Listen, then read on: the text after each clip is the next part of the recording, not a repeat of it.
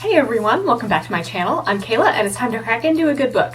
So today's video is going to be, I think, the chocolate book tag. I was tagged by, I think, both Brittany from Plants and Paperbacks and Sarah from Sarah Hart's Books. So you may have noticed my posting schedule has been a little off lately, and that's in part because I have somehow managed to develop vertigo over the past week, so I've been having kind of a hard time concentrating on things and just have not been feeling my best. And then I had last week either developed food poisoning or had stomach issues because of the vertigo, so I was just really not feeling all that well. You know, I'm feeling a little bit better now, so I figured I would try to hop on here and actually film something to post. You may have also noticed that I'm sitting in front of a different bookshelf today, and that's because, you know, my fiance is also working from home and I don't want to disturb him.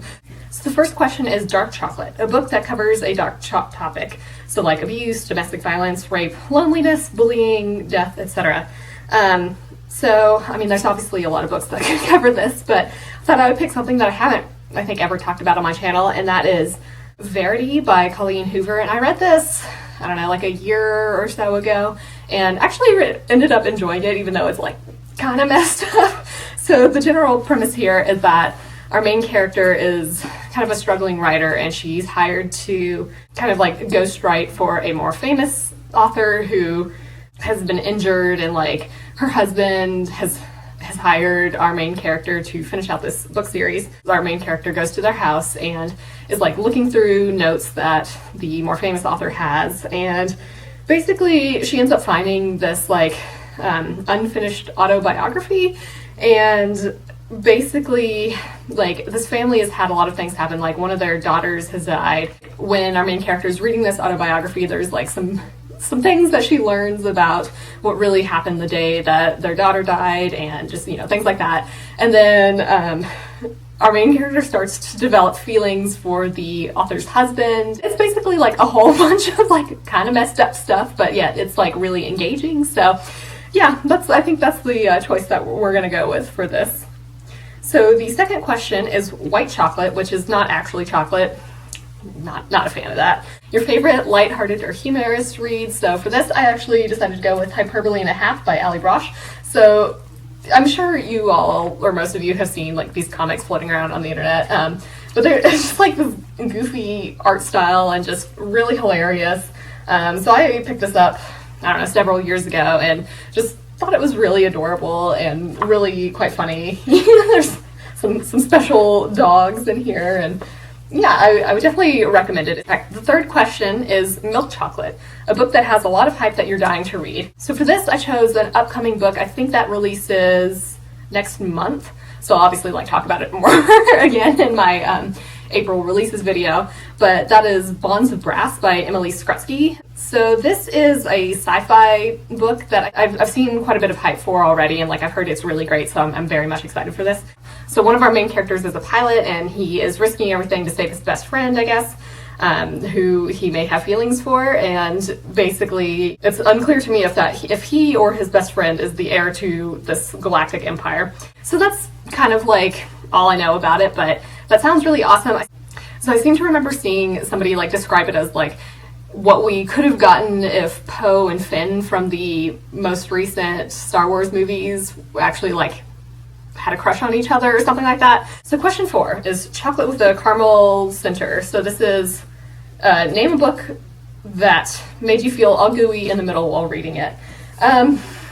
So I guess for this, I'm going to go with Don't Read the Comments by Eric Smith. Now, I did just read this, and so you'll hear my thoughts about it in my end of the month wrap up. But this is basically kind of a YA contemporary about some of the issues that are in just online gaming in general, and how you know, women in particular are not really thought to be gamers, and so just trying to deal a lot with that. So one of our main characters, Divya, is a popular online streamer, and then we have our other main character, Aaron, who is just a normal gamer dude, and they end up while playing this game, which is kind of a sci-fi exploration game, they end up meeting each other in the game, and kind of forming a friendship. She's targeted by a group of trolls, and you know, they're you're not even like a real fan. What are you even doing here? And like they start harassing her in real life too. So they like the friendship that formed between Divya and Aaron was just like really heartwarming, I guess, and just very nice, and especially just in context of like all the other shitty stuff that's like happening to her. It was nice to read that she had like actual friendships and people supporting her. So the next question is Wafer-free Kit-Kat, which like honestly would be the worst. Name a book that surprised you lately. So for this, I think I'm gonna go with The Gilded Wolves by Roshni Chokshi. So I read this fairly recently and I kind of mentioned it there, but you know, I had read books by her before and enjoyed them, so I figured I would like it, but generally this doesn't get all that high of ratings, I would say. Like, it tends to be kind of like middling reviews. So I was a little nervous going into it, just because I wasn't sure like how much I would actually enjoy it, and you know, like, because I didn't, again, particularly like Six of Crows, so I was worried that since this gets a lot of comparison to that it would be kind of similar and I just wouldn't really enjoy it, but I was quite pleasantly surprised with this. I definitely had a good time with it, and obviously enjoyed The Silvered Serpents as well.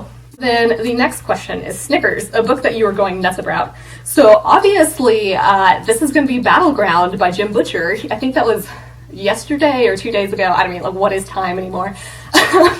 He made a surprise announcement in the trailer for Peace Talks, which is the 16th, I think, book in the Dresden Files, and at the very end it was like, oh, surprise, we're going to have another Dresden book this year. So, that is Battleground, obviously, so that's, I think, going to be book 17 in the Dresden Files, and that comes out in September of this year, but I am, like, ridiculously excited for that. That was just amazing news, so yay! Thank you, Jim Butcher.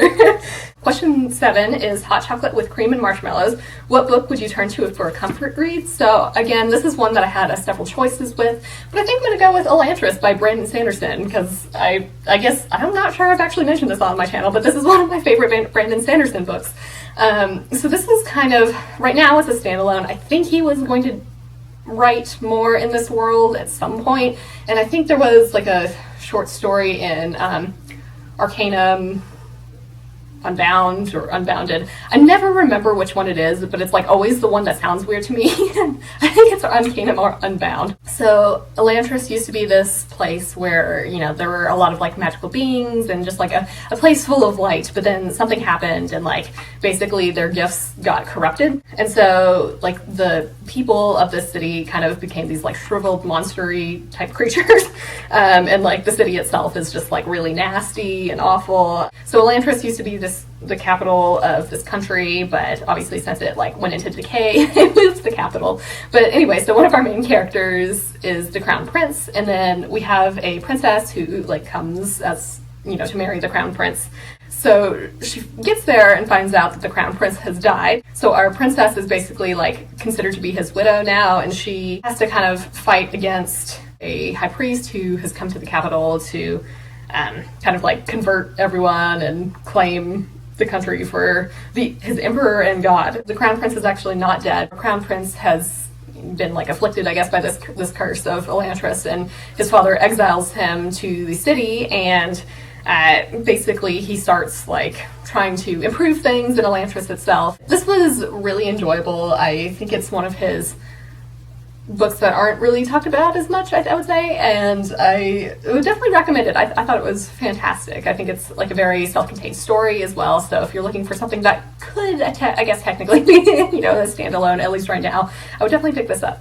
So then question 8 is Box of Chocolates. What series have you read that you feel has a wide variety and like a little something for everybody? So I think for this I'm going to go with the Encrypted series by Shauna McGuire, and I've talked about this again several times on my channel, but one, it's an urban fantasy series, and I think urban fantasy can appeal to a lot of people. Like, you know, obviously I'm a big urban fantasy fan myself, and I do read a lot of fantasy, but I think if you're like trying to introduce somebody to fantasy, urban fantasy is actually a really great way to do it, because it doesn't, you know, we don't have as much crazy world building as some of like the epic high fantasies. You know, urban fantasy is in our world generally, and like, I don't know, I feel like it's just much easier to kind of get into the swing of like how magic works when you're like firmly settled in places that you know, perhaps. So we've got that going for it. There's the Encrypted series in general, it does have different protagonists, certain point of view characters for each of the books, and like, you know, I think it's generally like each person gets 2 books or something like that. But we have one of our characters is a dancer, one is like a scientist, one is kind of involved in the circus, and then one of the most recent ones is actually a supernatural creature herself, and she is a cuckoo and can kind of has like mind control powers, but she's really obsessed with math. So, you know, I think we've got a variety of protagonists that can appeal to different people. What also is cool about this series is, you know, you get a whole bunch of different supernatural creatures from a variety of cultures, so I think that's really nice to kind of just like get involved, I guess, in learning about other supernatural creatures from different countries and things like that. So I really feel that this series has a wide appeal to a lot of people, but yet I really don't hear anybody on BookTube talk about it. So, you know, I would definitely recommend it. I think it's a fantastic series. I've really enjoyed it. So with that, I think that kind of wraps up all of the questions. And I think I'll tag Amber from Books of Amber, Kendra from Kendra Loves Books, and Tia from Tia and All the Books. And I'm not sure if anyone's done this, and like if you have, obviously just like disregard this. But yeah, so I think it would be fun to hear your answers to all of these. Let me know in the comments if you've read any of these books or think you might pick them up. And for your question of the day, let me know how you were doing. You know, obviously the current situation is a bit stressful, and I hope you're all taking care of yourselves and, you know, everything's going well. But with that, I hope you're having an excellent day and are reading something awesome. If you enjoyed this video, feel free to give it a big thumbs up, as that would certainly help me out. But with that, I think I'm going to wrap it up here and see you in the next one.